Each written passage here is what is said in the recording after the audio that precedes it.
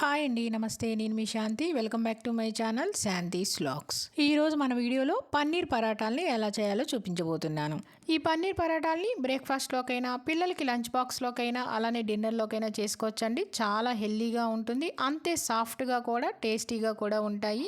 ఒకసారి ఈ విధంగా ట్రై చేసి చూడండి, ఎంతసేపు అయినా చాలా సాఫ్ట్గా ఉంటాయండి. మరి ఇంకెందుకు ఆలస్యం, ఈ పన్నీర్ పరాటాలని ఎలా తయారు చేయాలో చూద్దామా. వీడియోలోకి వెళ్లే ముందుగా నా ఛానల్ని సబ్స్క్రైబ్ చేయని వాళ్ళు ఉంటే సబ్స్క్రైబ్ చేయడం మాత్రం మర్చిపోకండి. ముందుగా పన్నీర్ పరాటాలు చేసుకోవడానికి మనం చపాతీ పిండిని కలుపుకుందామండి. చపాతీ పిండి కోసం నేను ఇక్కడ బౌల్లో 3 కప్పుల గోధుమ పిండిని వేసుకుంటున్నాను.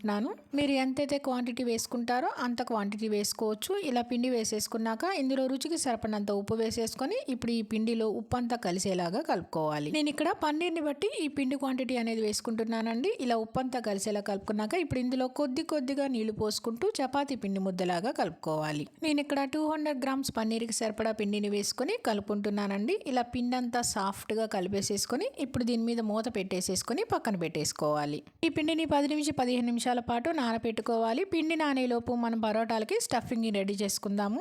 ఇప్పుడు ఒక సర్వింగ్ బౌల్ తీసుకొని అందులోకి నేను ఇక్కడ 200 గ్రామ్ పన్నీర్ని తీసుకుంటున్నానండి. ఇలా పన్నీర్ని తీసుకొని ఇప్పుడు మనం కొబ్బరి తురుముకుంటాం కదా, అది తీసుకొని ఇలా చిన్న హోల్స్ వైపు ఈ పన్నీర్ని తురుముకోవాలి. మరి పెద్ద హోల్ వైపు మనం తురిమితే మనకి పన్నీర్ అనేది కొంచెం లావుగా వచ్చేసేసి మనకి పరాటాలు ఒత్తుకోవడానికి ఈజీగా ఉండదు. ఇలా సన్నగా ఉన్న వైపు మనం తురుముకోవాలి. పన్నీర్ బాగా సాఫ్ట్గా ఉంటే చేత్తోనైనా ఇలా మ్యాష్ చేసుకొని సాఫ్ట్గా చేసేసుకోవచ్చండి, లేదంటే ఈ విధంగా తురుముకోవచ్చు. ఇప్పుడు ఈ పన్నీర్లోనే 2 పచ్చిమిర్చిని తీసుకొని బాగా చిన్న ముక్కలుగా కట్ చేసేసుకొని ఈ పచ్చిమిరపకాయ ముక్కల్ని వేసేసుకోవాలి. అలాగే సన్నగా కట్ చేసిన కొద్దిగా కొత్తిమీరని కూడా వేసేసుకోవాలి.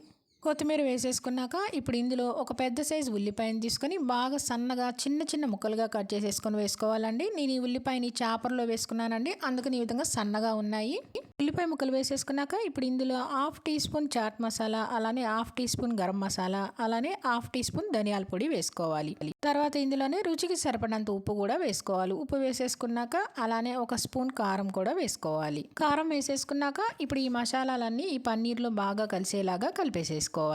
పన్నీర్లో ఇలా మసాలాలన్నీ బాగా కలిసేలా కలిపేసేసుకున్నాక మనకి స్టఫింగ్కి పన్నీర్ అనేది రెడీ అయిపోయిందండి. ఇప్పుడు దీన్ని పక్కన పెట్టేసేసుకొని ఇప్పుడు మనం నానబెట్టుకున్న చపాతీ పిండి ముద్ద మీద మూత తీసేసుకొని ఒక 2 నిమిషాల పాటు ఈ పిండిని బాగా కలుపుకోవాలి. మనం పిండిని ఎంత బాగా కలుపుకుంటే పరాటాలు అనేవి అంత సాఫ్ట్గా వస్తాయండి. ఇలా పిండి అంతా బాగా కలుపుకున్నాక ఇప్పుడు మనకు కావాల్సినంత సైజులో పిండి ముద్దను తీసుకోవాలి.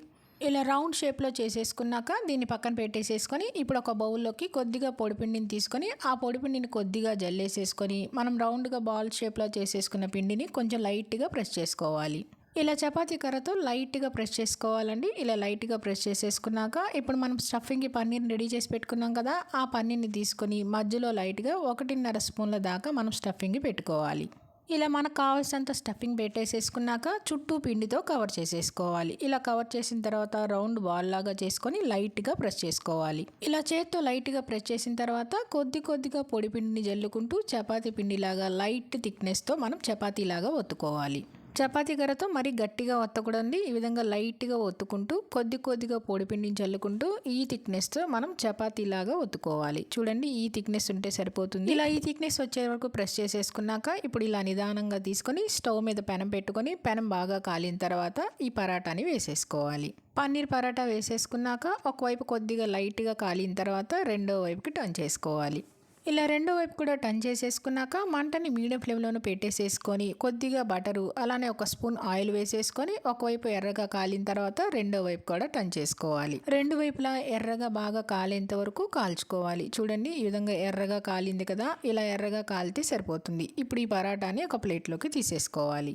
ఇలానే అన్ని పరాటాలని కాల్చుకోవటమే. మీకు కావాలంటే బటర్కి బదులు ఆయిల్ యూస్ చేసుకోవచ్చు, ఆయిల్ వద్దంటే స్కిప్ చేసేసుకొని బటర్తోనైనా కాల్చుకోవచ్చు. అంతేనండి, పన్నీర్ పరాటాలు రెడీ అయిపోయినాయి. ఈ పరాటాలకి సైడ్ డిష్గా ఆనియన్స్తో తినచ్చు, లేదంటే పెరుగు చట్నీ కాంబినేషన్ అయితే ఇంకా చాలా బాగుంటుంది. పిల్లలకి ఈ విధంగా చేసి పెట్టారంటే అంటే చాలా ఇష్టంగా తింటారండి. పైన సాఫ్ట్గా, లోపల స్టఫింగ్కి చూడండి పన్నీర్ కూడా చాలా చక్కగా కనపడుతుంది కదా. ఈ విధంగా చూస్తూ ఉంటేనే నోట్లో నీళ్లు ఊరిపోతున్నాయి కదండి. అలానే పన్నీర్తో చేసిన రెసిపీస్ ఆల్రెడీ మన ఛానల్ ఛానల్లో వీడియోస్ పెట్టానండి. ఆ లింక్ను కూడా కింద డిస్క్రిప్షన్లో లింక్ ఇస్తాను, అవి కూడా చూడండి. మరి ఇంకెందుకంటే ఆలస్యం, ఈ పన్నీర్ పరాటాలని ఇంట్లోనే అచ్చం స్ట్రీట్ స్టైల్లో లాగా మీరు కూడా తప్పకుండా ట్రై చేయండి. ట్రై చేసి మీకు ఎలా వచ్చిందో కామెంట్స్లో తెలియజేయడం మర్చిపోకండి. అంతేకాదండి, ఈ పన్నీర్ పరాటా వీడియో మీకు నచ్చిందా అండి? నచ్చితే కనుక లైక్ చేయండి, మీ ఫ్రెండ్స్కి రిలేటివ్స్కి షేర్ చేయండి, సబ్స్క్రైబ్ చేయండి. మరిన్ని అప్డేట్ కోసం కిందన్న బెల్ ఐకాన్ని క్లిక్ చేయండి.